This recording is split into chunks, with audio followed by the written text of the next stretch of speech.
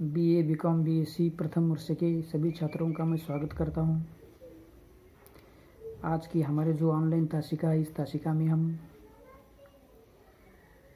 निर्मला पुतूर के द्वारा लिखी गई माँ के लिए ससुराल जाने से पहले इस कविता का जो सार है उस सार को हम देखेंगे। तो इस कविता को देखने से पहले हम निर्मला पुतूल का जो थोड़ा साहित्यिक परिचय है उस साहित्यिक परिचय पर हम संक्षिप्त से चर्चा करेंगे। निर्मला पुतूल आदिवासी साहित्यकार है और इस आदिवासी साहित्यकार निर्मला पुतूल का जन्म 6 मार्च 1972 को हुआ था। गांव दुधनी, कुरुवा, जिला दुमका, संथाल परगना, झारखंड राज्य में उनका जन्म हुआ था। एक बहुचर्चित संथाली लेखिका के रूप में, कवित्री के रूप में और सोशल एक्टिविस्ट के रूप में निर्मला पुतूल जी का स्थान सर्वोच्च शिखर पर है। इस झारखंड के राज्य में आदिवासी क्षेत्र में उनका जन्म होने के बाद निर्मला पुतूल ये हिंदी में एक परिचित आदिवासी रचनाकार का नाम है, कवित्री का नाम है। उन्होंने राजनीति शास्त्र में ऑनर्स और नर्सिंग में डिप्लोमा किया है। संथाली, हिंदी, नागपुरी, बांग्ला, खोरठा, भोजपुरी, अंगिका, अंग्रेजी आदि भाषाओं का ज्ञान उनको प्राप्त हुआ है। उनकी कुछ चर्चित काव्य संग्रह है। उनमें से नागाड़े की तरह बजते शब्द, अपने घर की तलाश में, ये उनके काव्य संग्रह है। उतनी दूर मत बहना बाबा, क्या तुम जानते हो, क्या हूँ मैं तुम्हारे लिए आदि उनकी प्रतिनिधि रचनाएं हैं। वे ग्रामीण, पिछड़ी, दलित, आदिवासी, आदिम जनजाति महिलाओं के बीच शिक्षा एवं जागरूकता के लिए विशेष कार्य करती है। निर्मला पुतूल फिलहाल निर्वाचित मुखिया है। तो ये निर्मला पुतूल जी विशेषकर कवित्री के रूप में, आदिवासी कवित्री के रूप में और उस कवित्री के साथ साथ जो महिला जीवन है, नारी जीवन है, तो इस नारी जीवन की, स्त्री जीवन की जो वेदना है, इस वेदना को अपनी कविता में व्यक्त करने का वह काम करते हैं। तो ये उनके द्वारा लिखी गई माँ के लिए ससुराल जाने से पहले ये कविता नगाड़े की तरह बजते शब्द इस काव्य संग्रह में संकलित है। और इस काव्य संग्रह में आदिवासी जीवन, संस्कृति और समस्याओं के साथ स्त्रियों का सुख दुख अपनी पूरी गरिमा के साथ उन्होंने व्यक्त किया है। भारतीय संस्कृति में बेटी के जो पराया धन माना जाता है, वो माँ बाप का घर छोड़कर ससुराल में उनको जाना पड़ता है। लेकिन बेटी तो ससुराल चली जाती है, लेकिन मायके को वो पूर्ण रूप से भूल नहीं सकती और मायके में उनकी यादें यत्र तत्र दिखाई देती है। तो मायके के हर पल, हर जगह की जो स्मृतियाँ हैं, वह कविता के जरिए अपनी माँ के सामने वह व्यक्त कर रही है। तो इस कविता में एक बेटी का, उनकी जो भावनाएं हैं, उस ससुराल में चली जाने वाली बेटी की भावनाओं का यहाँ मार्मिक चित्रण इस कविता में कवित्री ने यहाँ किया गया है। तो माँ के लिए ससुराल जाने से पहले इस कविता में शादी कर ससुराल में बेटी चली जा रही है और लेकिन चली जाने के बाद उसकी जो यादें मायके में जो यत्र तत्र बिखरी होती है, इन यादों की, इन भावनाओं का मार्मिक चित्रण इस कविता में कवित्री ने कविता के जरिए हमारे सामने पेश किया है।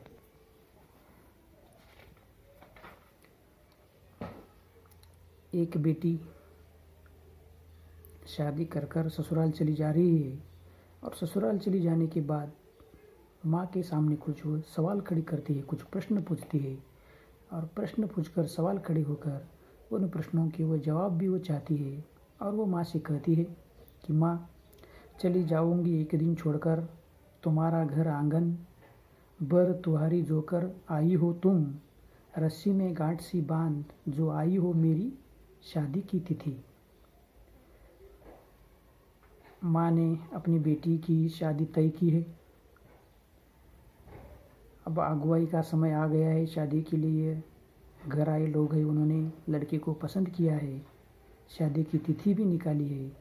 और तिथि निकालने के बाद एक बेटी अपनी माँ को कहती है कि तुमने अब शादी का लेकर जो पहले का जो कार्यक्रम है वो तो तुमने पूरा कर दिया है। अब तुमने मेरी शादी की जो गांठ है वो गांठ तो अभी तुमने बांध दी है, तिथि तो निकाल दी है। और शादी होने के बाद चली जाऊंगी एक दिन ये घर आंगन छोड़कर, इस परिवार को छोड़कर। ऐसे माँ को वह यहाँ प्रश्न करती है। और वो कहती है आगे, पर क्या सचमुच जा सकूंगी पूरी की पूरी यहाँ से? आंगन में पड़े टूटे झाड़ू सा पड़ी रह जाऊंगी कुछ न कुछ यहाँ बच रह जाएगी, गोहाल में गोबर फेंकने की डलिए में सटे गोबर की तरह। और कहती है कि क्या मैं पूर्ण रूप से यहाँ से चली जाऊंगी तो यहाँ का जो पूरी स्मृतियाँ हैं, पूरी घटनाएं हैं, उस पूरी स्मृतियों को, घटनाओं को अब मेरे दिमाग से किस प्रकार से निकाला जाएगा वो तो निकालना संभव है। मेरी शादी तो होगी लेकिन पूर्ण रूप से मैं इस घर आंगन परिवार को छोड़कर तो नहीं जा सकूंगी। पूरी की पूरी मैं सचमुच यहाँ से नहीं जा सकूंगी। आंगन में पड़े टूटे झाड़ू जैसा मैं यहाँ, मेरी स्मृतियाँ यहाँ पड़ी सी पड़ी रह जाएंगी। और जैसे गोबर फेंकने का जो डलिया होता है गोहाल में, तो उस डलिया को जैसे गोबर सट कर चिपक कर बैठता है, वैसा ही मैं यहाँ से अगर ससुराल में चली जाऊंगी तो यहाँ की स्मृतियाँ मेरे मन में, मेरे हृदय में हमेशा हमेशा के लिए चिपक कर रहेगी। उन स्मृतियों को मैं कभी नहीं भूल जाऊंगी और तुम भी इस मेरी स्मृतियों को नहीं भूल पाओगी। तो क्या मैं सचमुच जा सकूंगी? क्या मेरी पूरी स्मृतियाँ मैं यहाँ से नहीं भूल सकूंगी? और ये आंगन में जैसे टूटा पड़ा हुआ झाड़ू होता है वैसा ही मैं, मेरी स्मृतियाँ पड़ी रहेंगी। जैसे टोकरी होती है जो गोबर को गोहाल में फेंकने की, उसको जैसे गोबर चिपक कर बैठता है वैसे ही मेरी स्मृतियाँ यहाँ चिपक कर बैठ जाएगी। मैं पूर्ण रूप से नहीं जा सकूंगी। ऐसा हुआ क्या सचमुच मैं यहाँ से पूर्ण रूप से जाऊंगी क्या माँ? इस प्रकार की बात वह अपने माँ से सवाल कर रही है, प्रश्न कर रही है। आगे कहती है, पानी के खाली घड़ी में भरी रह जाएगी मेरी यादें, जंगल से लाई लकड़ियों के गट्ठर में बंधी रस्सी की तरह बंधी रह जाऊंगी तुमसे। और कहती है, जब जब पानी का घड़ा खाली होगा तब तब तुम्हें मेरा स्मरण आएगा, मेरी याद आएगी। पानी के घड़े को भी मेरी याद आएगी, क्योंकि वह जब खाली होगा तो उस खाली घड़े को भर कर लाने का काम तो मैं करती हूँ। और मैं चले जाने के बाद जब ये घड़ा खाली होगा तब मेरी यादें तुझको आएगी। जंगल से जो लाई जो लकड़ियाँ हैं, उस लकड़ी के गट्ठर को देखकर तुम्हें याद होगा, मेरी याद होगी कि अगर बेटी होती तो जंगल से लकड़ियाँ बीन कर लाती। जैसे लकड़ियों के गट्ठर को रस्सी की तरह बांध कर रखा जाता है, वैसे ही मेरी स्मृतियाँ यहाँ हर किसी घटना में, हर किसी प्रसंग के साथ मेरी यहाँ घटनाएं मैं बांध कर रह जाऊंगी। इस प्रकार की बात भी वो अपनी माँ से करती है। आगे कहती है, सोचती हूँ कौन दबाएगा अब तुम्हारे पाँव, थके मांदे वापस लौटे बाबू को कौन देगा अगवा कर लोटा भर पानी, कौन लाएगा जंगल से बिनकर लकड़ियाँ, गायों को चराने कौन ले जाएगा। और माँ से वह बहुत सारे सवाल, बहुत सारे प्रश्न करती है। और उसके साथ साथ वह घर का पूरा वो काम करती थी। घर गृहस्थी में माता पिता को मदद करती थी। उनके दोनों भाई छोटे छोटे थे, बड़ा भाई तो था लेकिन वो भी कुछ घर काम में मदद नहीं करता था। छोटा तो छोटा ही था, वो खुद वो अकेली थी। वो माता पिता को हर काम में मदद करती थी। और हर काम में मदद करने के बाद वह कहती है कि जब भी तुम्हारे पैर दुखते थे तो उस पैर को दबाने का काम मैं करती थी। अब तुम्हारे पैर दुखेंगे तो अब तुम्हें दबाएगा तुम्हारे पैरों को कौन? जब तुम्हारे पैर दुखेंगे तब तुम्हें मेरी याद आएगी। थके मांदे बाबू पिताजी जब वापस लौटेंगे, घर आएंगे, तब वह घर आने के बाद उनको लोटा भर पानी, पीने का पानी देने का काम मैं करती थी। तो जैसे पिताजी थक कर, हार कर या थकान महसूस कर जब घर वापस आएंगे तो उनकी प्यास बुझाने का काम, उनको पानी देने का काम कौन करेगा? मेरी अगुवाई में अब कौन करेगा? कौन लोटा भर पानी मेरे पिताजी को देगा? तुम्हारे पैर कौन दबाएगा? और जंगल से लकड़ियाँ बिनकर कौन लाएगा? गाय को चराने कौन ले जाएगा? यानी मैं चले जाने के बाद ये सब काम आप कौन करेगा? करना तो आप तुम दोनों को ही है। तो अब मैं चले जाने के बाद ये सब काम करने हैं। जब इन लकड़ियों को तुम देखोगी, लकड़ियाँ समाप्त होगी, तब मेरी याद आएगी। गाय को चराने लेकर जाना होगा, तब तुम्हें मेरी याद आएगी। पिताजी थके मांदे वापस घर लौटे आएंगे तो उनको पानी देना है, तो तब तुम्हें मेरी याद आएगी। तुम्हारे पैर दुखेंगे तब तुम्हें मेरी याद आएगी। क्या सचमुच तुम मुझे भूल पाओगी, या मैं भी तुम्हें नहीं भूल पाऊंगी? पूरी की पूरी स्मृतियाँ यहाँ पड़ी रहेंगी। मेरी यहाँ की पूरी स्मृतियाँ यहाँ पड़ी रहेंगी। हर किसी प्रसंग के समय में तुम्हें मेरी याद आएगी। तुमने तो मेरी अब शादी की तिथि तय की है, लेकिन ये सब काम कौन करेगा माँ? ऐसा भी वो कहती है। और ससुराल जाने से पहले अब ये सब काम के बारे में माँ को सचेत करती है, सावधान करती है। अब ये सब काम है, अब ये सब काम की जिम्मेदारी अब तुमको संभालना है। और ये सब काम मैं करती थी, तुम्हारे ऊपर अब कोई दबाव पहले नहीं आता था, लेकिन अब मैं चले जाने के बाद ये सब काम तुम्हें करना पड़ेगा। इसकी भी जानकारी वो देने की कोशिश यहाँ वो करती है। आगे कहती है, प्यासा रह जाएगा घड़ा, खूंटे में बंदी बकरियाँ, मिमिया कर बुलाएगी मुझे। और यह जो लगा रही हूँ पेड़, खिलेंगे एक दिन इसमें फूल, और मुरझा मुरझा कर गिर जाएंगे मेरे खोपे की आस में। तब क्या रोगी नहीं मुझे याद कर। और कहती है, पानी के बिना घड़ा प्यासा रह जाएगा। अब घड़े का पानी समाप्त होगा तो पानी लाएगा कौन? पानी नहीं लाएंगे तो घड़े को प्यास होगी, और प्यास आएगी तो उस घड़े की प्यास को बुझाएगा कौन? खूंटे में बंदी जो बकरियां हैं, उन बकरियों को चराने ले जाने का काम मैं करती थी।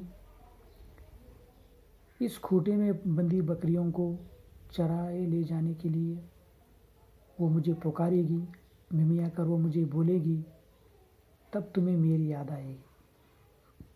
घड़ा पानी भरकर लाना होगा, तब तुम्हें मेरी याद आएगी।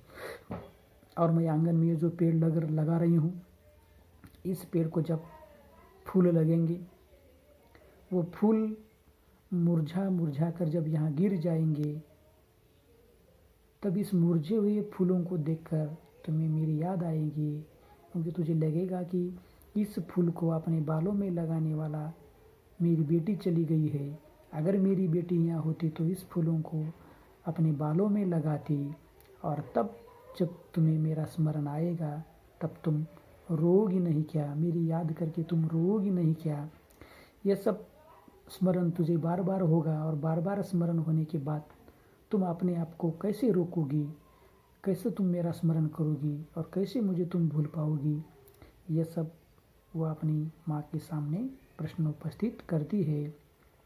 ये फूल, ये पेड़, ये लकड़ियाँ बिन कर लाना, गाय को चराना, बकरियों को चराए लेकर जाना, घर की गृहस्थी में मदद करना, ये सब मैं करती थी। लेकिन अब ये सब काम करने की बात जब आएगी, ये सब जब अब करना होगा, तब हर पल हर क्षण तुम्हें मेरी याद आएगी।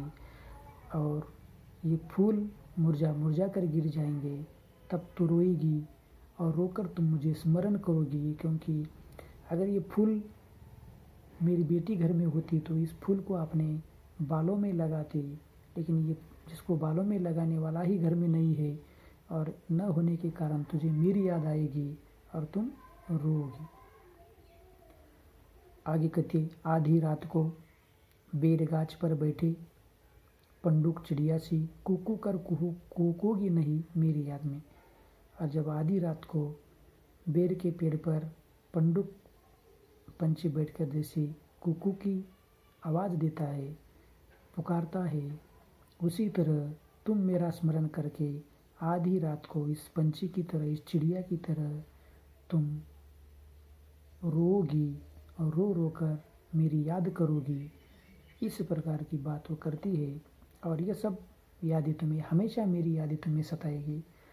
मुझे तो तुम्हारी यादें बहुत आएगी, मैं तो उस नए परिवार में जाकर थोड़ा सा घुल मिल जाऊंगी, थोड़ा सा तुम्हें भूलने की कोशिश करूंगी, लेकिन यहाँ से चली जाने के बाद मेरी यादों के कारण तुम्हें बहुत दुख होगा, पीड़ा होगी और तुम रोओगी। ये सब बात वो अपनी माँ को समझाती है। आगे कहती है, बड़का भैया तो डूबा रहेगा हड़िया में, छोटा गुलेले लेकर पड़ा रहेगा, चिड़िया चुरगन के पीछे, बापू भी चला जाएगा खेत, तुम रह जाओगी निपट अकेली घर में चटाइया बुनती। और कहती थी, बड़ा भैया तो है उसी, न घर की चिंता है, न परिवार की चिंता है, न खुद की चिंता है, वो हमेशा खाने पीने में व्यस्त रहता है, उसी पारिवारिक जिम्मेदारी की किंचित भी कोई भी चिंता नहीं है। वो बड़ा होने के बावजूद भी कोई घर का काम नहीं करता, घर के काम में कोई मदद नहीं करता। और छोटा तो छोटा है, हमेशा वो छोटा अपना, उसे तो कुछ पता भी नहीं है, ज़िंदगी की बातें, सारी बातें कुछ पता ही नहीं। वो तो अभी भी चिड़िया के पीछे भागता है हाथ में गुलेल लेकर। उसे नहीं पता कि माँ को क्या चाहिए, बापू को किसकी ज़रूरत है। वह तो एक लड़की ही जानती है कि माता पिता को क्या चाहिए। और इसलिए दोनों भाई एक खाने पीने में व्यस्त है और दूसरा छोटा होने के कारण चिड़ियों के पीछे गुलेल लेकर हमेशा भागता फिरता है। इनको घर की कोई चिंता नहीं है, सिर्फ और सिर्फ मैं थी, मुझे वो पता था कि माँ को क्या चाहिए, पिता को क्या चाहिए, किसको क्या ज़रूरत है, और तुम्हारी ज़रूरतों को मैं हर संभव पूरा करने की कोशिश करती थी, मदद करती थी। लेकिन पता नहीं अब इसके बाद क्या होगा। बापू भी चले जाएंगे खेत में, तुम अकेली की अकेली घर में पड़ी रहेगी, घर में रहकर तुम अकेली चटाइयाँ बुनती रहेगी। तब तुम्हें अकेलापन खा जाएगा, तब तुम्हें परिवार की बहुत चिंता होगी, और तब तुम मेरे स्मरण में रोगी। मेरा स्मरण तुम्हें बार बार होगा और तुम दुखी होगी, पीड़ित होगी, और उसके साथ साथ तुम मेरा स्मरण करके रोओगी। और ऐसे में जब लगेगी प्यास, उठना चाहकर उठ नहीं पाओगी, बार बार निहारोगी घड़ी, झाँकोगी इधर उधर, तब क्या याद नहीं आएगी मेरी, कहूँ ना माँ, याद नहीं आएगी मेरी। और कहती है, ऐसे में तुम अकेली घर में रहने के बाद चटाइयाँ बुनते समय तुम्हें प्यास लगेगी, तब तुम बार बार उस घड़े को देखोगी, चाहकर भी उठकर तुम पानी नहीं पी सकोगी, नहीं उठना चाहोगी, और बार बार उस घड़े की तरफ देखोगी, इधर उधर झाँकोगी। तब उसी समय मैं ही उठकर तुम्हें पानी देने का काम करती थी, तुम मुझे पानी लाने के लिए कहती थी और पानी पीती थी। तब क्या तुम्हें मेरी याद नहीं आएगी? चटाइयाँ बुनते समय जब तुम्हें प्यास लगेगी, तब क्या तुम्हें मेरी याद नहीं आएगी? कहो न माँ, याद नहीं आएगी क्या मेरी?